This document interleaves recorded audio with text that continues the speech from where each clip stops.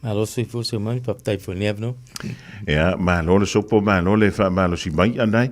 O le so mai tau i le sa wale malo lu le usau. Fai es finka.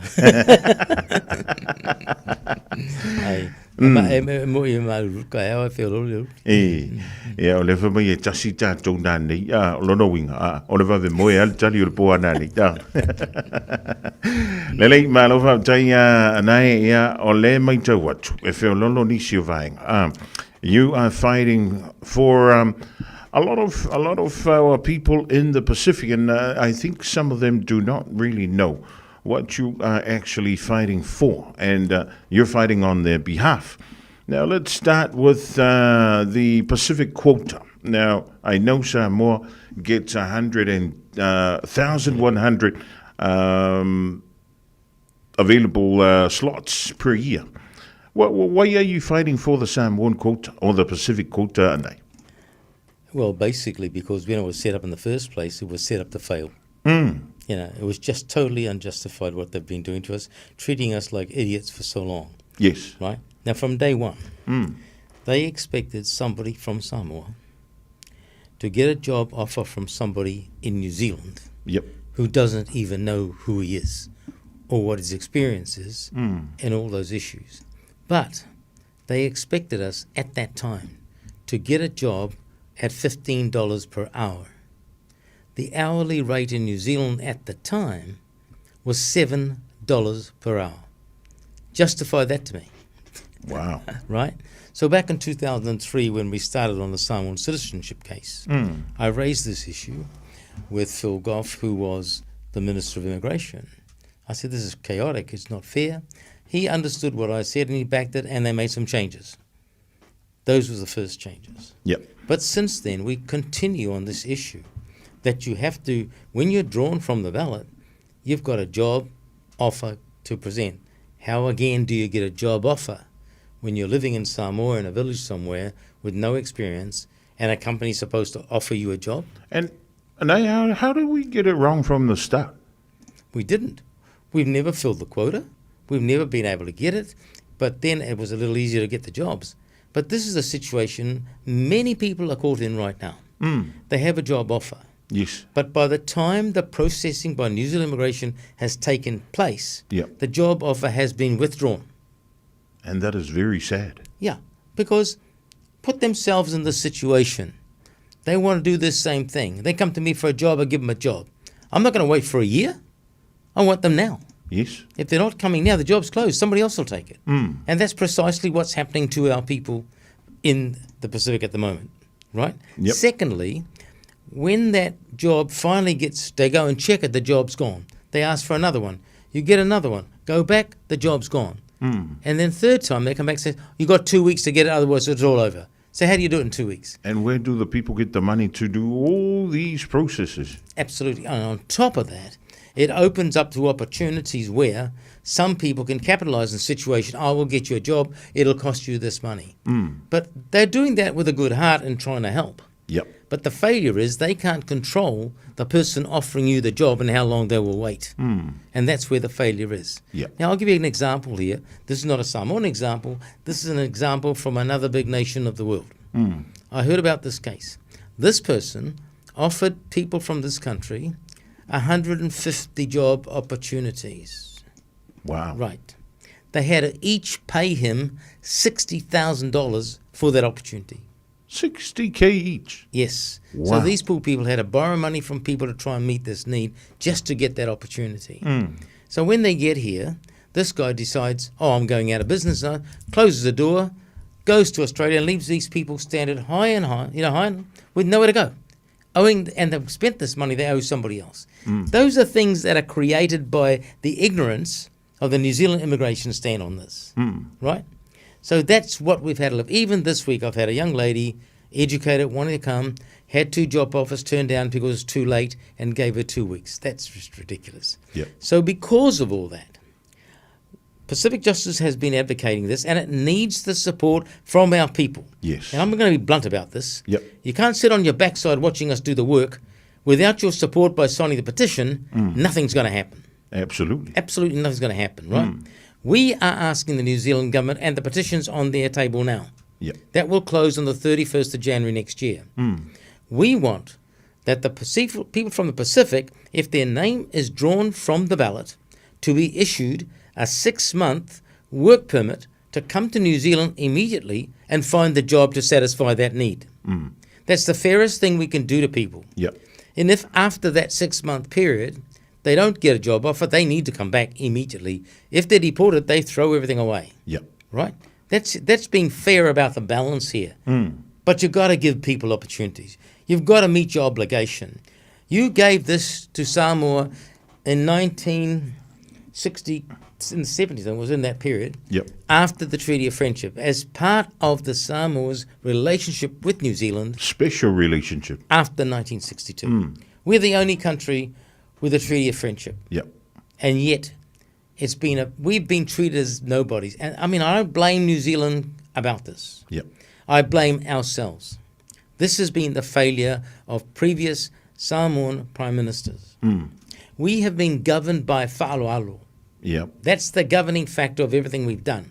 So because of that, we haven't used the Treaty of Friendship to ask for things we want or need. Yes. We say, oh, they give us all this aid, we should be grateful. Well, my answer to that is not the case. Yeah. Aid is a different thing altogether. The needs of the people of the nation has to be satisfied first. And so we have a Treaty of Friendship that has never been acted from our part. Yep. We also have a protocol that has never been acted by our part. So we all should be extremely grateful that we now have a Prime Minister who sees there is a Treaty of Friendship that hasn't been enacted, and he's going to enact it to make sure all the issues that need to have been raised for many years will now be looked at. And so hopefully he is going to use that to look at the quota and say, this is unacceptable as it stands, changes have to be made. It is totally unfair for people who put their name in the ballot box, spend money and hope and pray and everything else, and get this thrown in their face.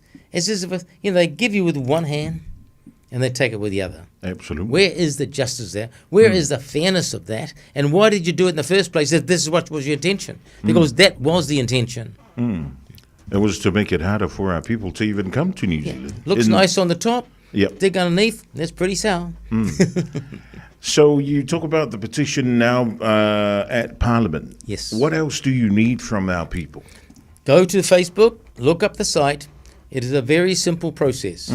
All you do is pull it up, go in, put your name in and your email and vote. Yep. Finish. Now, I'm hoping and praying that we will get 100,000 or more signatures on this petition. At this point of time today, it's 3,500 names. Yep. And I know that we have to go to Samoa and talk to it because that's where the biggest number is going to come from. Yes. And so I'm hoping now we're getting close to closing up on the visa thing that we will be able to go to Samoa and start motivating this. And I know for once we will go and we'll have a Prime Minister that's going to stand behind us and say this has to happen, get in behind and support it. So that's what I want to say about the quota. Yep. The quota does not lie with the responsibility of Pacific Justice. Yes. We have done our job. We have put everything forward to say this has to be done for our community. The responsibility now lies with the people of Samoa and the Pacific to sign the petition, to send New Zealand a message. We are not accepting this rubbish anymore. We want some action now. That's right. So when are you?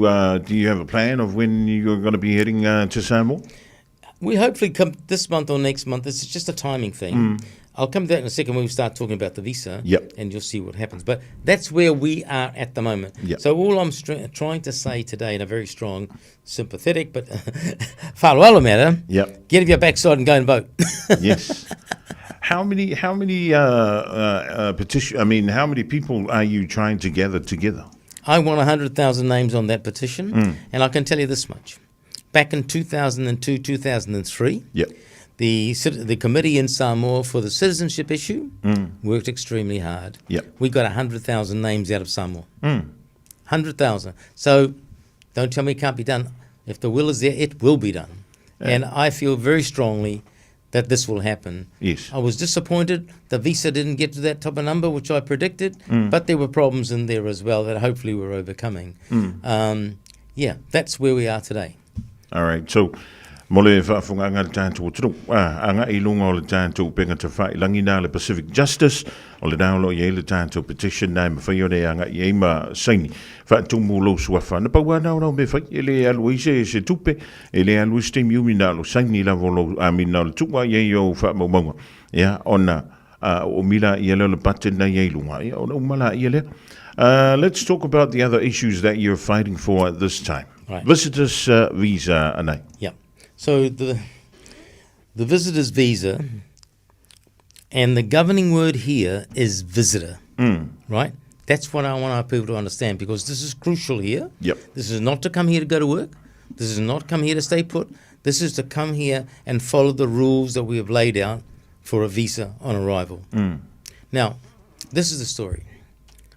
3.2 billion people around the world can come to New Zealand direct or via Australia from over 60 countries and get a visa on arrival.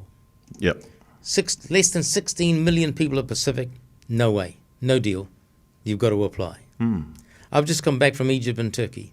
In Egypt, you arrive at the airport, you pay $30 and you get a visa. And that's it? Finish. In Man. Turkey, 57 million people arrive per year. They just get their passport stamped for a visitor's visa. And here, we're still living in a cave. Yeah, we're living in a cave, and the treatment of the Pacific people, that can no longer be accepted. Now, we put our the petition in before last year. Yep. And then on the 11th of February this year, we presented the petition to Vavasamanea, Winston Peters, and from there on, he presented it immediately into Parliament. So the work has been going up until now. Last Thursday, I had a meeting in Wellington with the Petitions Committee, which are 4 people, 2 from National, Labour, who leads the committee, and 1 from the Greens. From my heart, I can tell you that these people fully understand and appreciate our situation. Yep. But they've got their jobs to do, and they will be governed by their own parties as to which way things are going. And I know that our people all want an answer yesterday for what we're trying to do today. Doesn't work like that, unfortunately. This takes time. Yeah. So this meeting was the final meeting that I wanted, because I wanted them to understand from that committee what we are saying, why we are saying it, and why we need it. Yep. So they have got that fairly clear now. The next move now, they need to take up everything I have said to the New Zealand Immigration Office and see what their answer is. Yeah. Right? Now, this is the thing that has been blocking us with everything. They keep on labelling us as overstayers. That's the only word they can label the Pacific people with. So today's numbers in New Zealand, 20,000 overstayers. Yep. 4,000 are Pacific people. Wow. 4,000, right? Wow. That equates to 0.078% of the New Zealand population of 5.5 million people. That is absolute absurd rubbish. Yes. Right? It is. And I'm telling you, if we took this to the International Human Rights and told them, this is how we're treated. And if I take the case where they spent with Samoa, which was open for 1 hour a day, 1 hour a day, Yep. providing a service to over 200,000 people. And they've got to come from Slovakia and other places, and they shut the door. Now, we didn't agitate for that in 2024, which we got it in November that year, thanks to people like Winston Peters who stood behind us. Yep. We now have 8 hours a day. But you know what? 8 hours a day is rubbish, because they just don't care. Yeah. They don't take their time. Nothing is serious. I've had one classic example I can say without mentioning. In May, one of our prominent families, niece had died in New Zealand, and they wanted to come. Yep. On the 15th of May, they filed with the New Zealand Immigration, sending the birth certificate and saying, this is the funeral day and the family service day, we would like to go. 5 days before the funeral, I got another call saying, nothing's happened. We haven't heard from anybody. So I went to Cameron Brewer, who worked for me in Parliament and now the Associate Minister, and I said, this has got to be sorted out. He dug into it, and this was their answer first. It came back and said, we've only found 1 application. Don't know where the other application is. Hey. Yep. And then, on the 24th of May, the one they said they didn't have, they gave a visa for. And the one they said they had, got it on the day of the funeral. Now, why did we have to wait 11 days after doing due process and application? And that is because they didn't give a damn about the urgency of someone's family with deaths and funerals and families. Is it fair to say they're just sitting on their bums, Anae, when they do that to us? I wish they'd fall in the toilet hole. It's ridiculous because it's not just their family. Yeah, I've heard the same story from so many other families. Everywhere we go, same story. And it's so sad because this is what I hear, right? After migrating to New Zealand, the Pacific is our backyard. Is this how you treat your backyard? Yeah, they throw the rubbish there. Oh, man. So what are we saying to our people? What are we saying about the visitor's visa? Okay. What are you saying to the government? Okay, so my message to our people is simply this. Be patient and wait. We filed last week and I said to them clearly, I want this to be presented to the House before they rise on the 24th of September. I want this to be treated with urgency, which they can if they want to, because it's only fair the people of the Pacific have a decision before the elections so we know where we stand and who we're going to vote and support. That's important to us. So that's what we've done. And tomorrow or by Friday, I will be sending a message to every member of Parliament to support this. I will send them a copy of the petition. I will send them a copy of a letter saying, we need your help to get this through. And I'm contemplating to release the letter that I sent to the Minister of Immigration last year, copy the Prime Minister, copy the Deputy Prime Minister, copy the Associate Ministers, where I said this is unfair and it has to be sorted out. And I asked her in this letter, I said, just close your eyes. Put your feet in our shoes. You've just had a message. Your mother's died. Your father's died. Your sister or brother's died. Or your child has died. And guess what? You can't go to the funeral. Because your immigration doesn't give a damn. And I can tell the world today, she has not had the courtesy to respond to that. Not the courtesy. If I was in her shoes as a minister, the first thing I would have done, picked up the phone or sent them an email, come and see me on this date, let's have a discussion, find the problem, find a solution and implement it. Not ignore it. But I'm telling you what, my reading between the lines about this minister, she's saying to herself, why should I care about the Pacific people? They don't vote for National, so they can go sit in the backyard. That's the attitude that I'm reading. And yet you get people like Winston Peters who stand solid behind us. Absolutely solid behind us. And that's why I'm promoting everywhere, because we need to have respect for the person who helps us. And let me tell you, citizenship would not have happened. Would not have happened.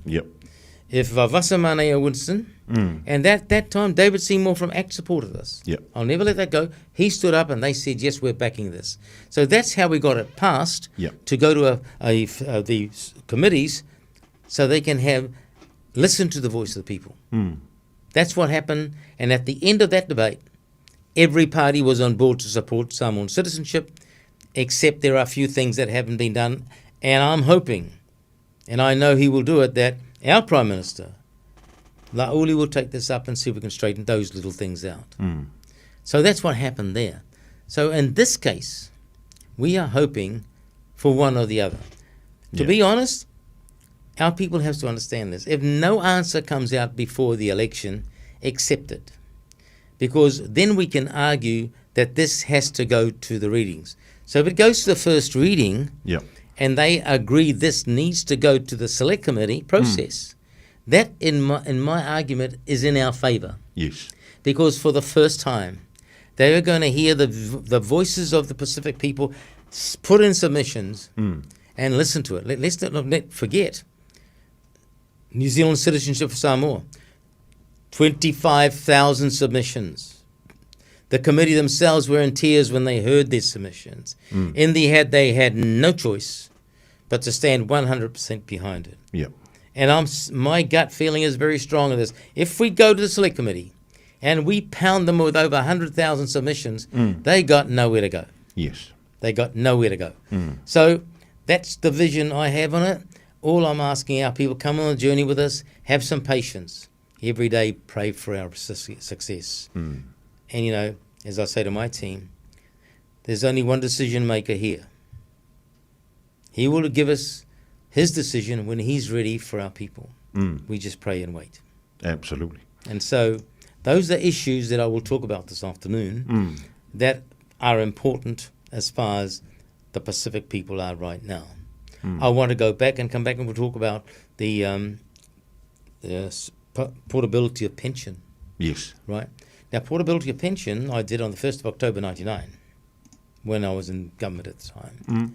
And I want to raise that because I want to remind people of their rights, what they can do, because I tell you this much, most people have forgotten about it. It's been too long. They don't know their rights and what they can do. And government's not going to say anything about it. But in brief, I want to say this. If you have worked in New Zealand for 20 years, and you can go back to Samoa, you are entitled to portability of your full New Zealand pension, right? Yep. Full New Zealand pension. Yes. And that is, but the point that I'm trying to make an adjustment when we put the next committee, select committee process up and file a petition, that they are required to come back to spend 5 years between 50 and 65. Now that to me is ludicrous. I accept the time because I want this through. But today when you think of it, why would someone want to come, and even if it's 2 weeks, 3 weeks, 5 weeks, and add up 5 years, this is an unnecessary cost to the New Zealand taxpayer. Yes. Because when they're here, they're New Zealanders, they can do what they like and demand what they like. That's what happens, right? Yep. And so we want that adjusted to be fair about it. So what I'm looking for, as long as they come and retire in New Zealand on their 65th birthday and then apply for portability, bingo, it's all over. It's as simple as that. Yep. Right? And it's like the case when we talked about the New Zealand citizenship case, right? I argued at that point that I think New Zealand was responsible to pay those elderly Samoans who remain and live in Samoa 50% of their New Zealand pension. They don't want to come here. They just wanted the freedom that they were entitled by the Privy Council decision. Yep. And yet we were locked out like the Jews in the desert for 40 years. We had 42 years. And they still didn't give us the Privy Council decision. Yeah. The Privy Council decision was very clear, and it said, any woman born after January 1949, married to somebody born between 24 and 31 December 49, got the same entitlements. They're refusing that. They're saying they've got to go through a process of making an application. My argument, why? The Privy Council, your highest court, is very clear. Why? Now, they denied the rights of the children. Yep. And the heirs. And I accepted that. I accepted it for one reason. Yep. Samoa is concerned, as most Pacific nations are. Mass migration will destroy them. Yes. And so I didn't buy that, and I'm not fighting for that because I don't want to be held responsible for that. I want to be held responsible for things that need to be done as far as that's concerned. They're minor and they should be done. So those are some of the issues that we're discussing within the Pacific Justice of what we want to do for all our people. But the one thing that gets at me all the time is simply this. Our people in all our Pacific nations, our leaders of the Pacific nations, has to start realizing you can't continue to sell our land to foreigners. You can't continue to give away passports to foreigners. Yes. Because that gives them the right to own land in the Pacific. Now look at your little countries. They're this big. When it's all sold and gone, where's the people going to live? Yeah, on canoes. Right? And today our young people around the world are now looking backwards to our homes in the islands and saying, yes, there's an opportunity. I want to go and exercise my knowledge and my learnings that I've had because there are opportunities. So that is one thing I always say in Samoa. I say, pui pui Samoa mo kai au. Māori. Pui pui Samoa mo kai au. Malova Taya Anae Lirivang Olaoli. So in order for people to read up on what you have been doing, I see you've got your website here, anae.com, is that correct? Yes, in Samoan Justice and following that one as well. We are out there in the Facebook and everything else, just talking to our representative in the States. He's pumping more stuff out. So there will be a lot on the Facebook and Instagram and all these things here that they can pick up and know exactly what we're doing. And I just want to help our people to understand a simple thing about all this that Pacific Justice is doing. We are identifying what is wrong Yep. in the way we've been treated all our lives. We want to be treated equally as anybody else, Absolutely. where justice is what we're looking for. And don't treat us as second-rate citizens. We That's are right. not. We have built this nation like anybody else. We came in the 40s, we manned the factories and still man the factories, right? They shouldn't forget that. Yep. But more importantly, the RSC scheme. Yes. Now, he wants to brag, oh, we're exporting a couple of $1 billion worth of fruit and stuff overseas. Well, why doesn't he ask this question? Who the hell did that for you? That's right. Who the hell did that for you? The Pacific people came here and worked in those places to turn this into a $2 billion export, which never happened before. Never happened before. Yeah. And if we take the Pacific people out, what's going to happen to the industry? Oh, they'll go and lie under the tree and eat the apple. I think the correct word here is just be fair to the Pacific people Exactly. and give us what is truly earned by our people, and give us the access that everybody else, like you mentioned before, Anae, how many billion people come to New Zealand and just get their visas done here? 3.2 billion at the moment. And let me tell you something that Man. hasn't come out and they're hiding is this free trade deal with India. Yep. Now, my answer, why did immigration have to enter a free trade agreement? We didn't do that with China and other places, but it's been done here. Yep. Now, just imagine this situation as far as we're concerned.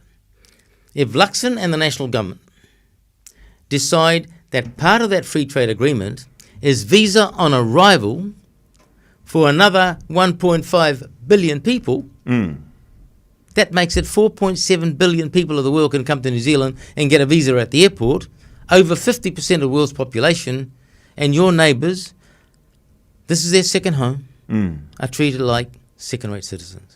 Man. It is a time for them to wake up. And I'm telling you what I'm concerned about the future here.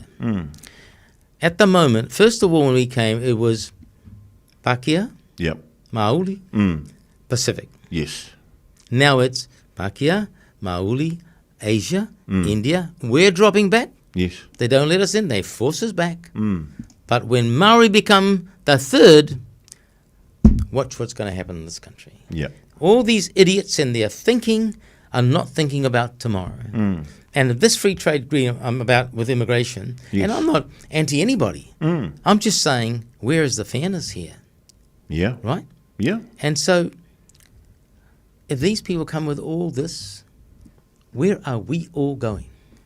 Where are we all going? We have a mass number of people that are leaving New Zealand unhappy. Yep.